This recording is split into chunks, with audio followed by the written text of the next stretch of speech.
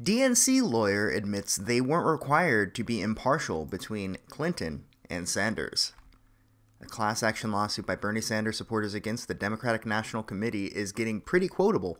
Plaintiffs accused the defendants of being biased on behalf of former Secretary of State Hillary Clinton during the 2016 presidential campaign.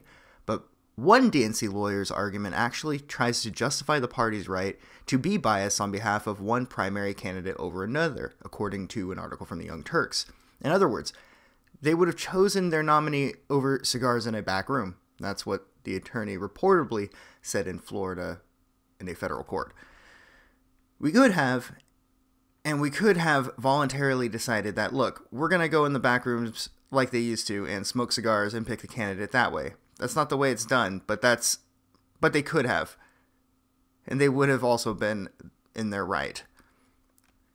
The same lawyer also argued that there is no contractual obligation to prevent advantage or disadvantage between candidates, and that the even-handedness and impartiality language in the DNC charter is one that's not self-defining. The court would be dragged into a political matter and wouldn't be able to constitutionally offer redress for the claims.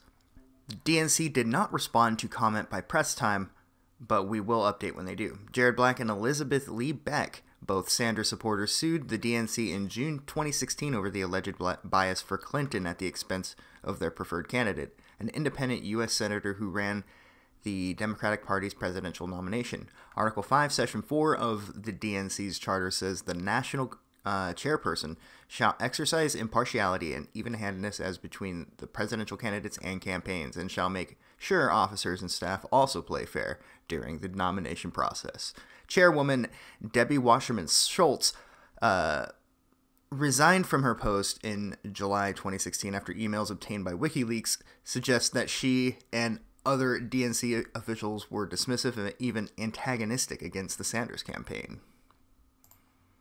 So perhaps this is the final heartbeats of the Democrats, as a party that has, at least from what I have seen, been consistently dishonest throughout the years. Not to say that the Republicans are choir boys either, but the tactics being used consistently by this team I find reprehensible.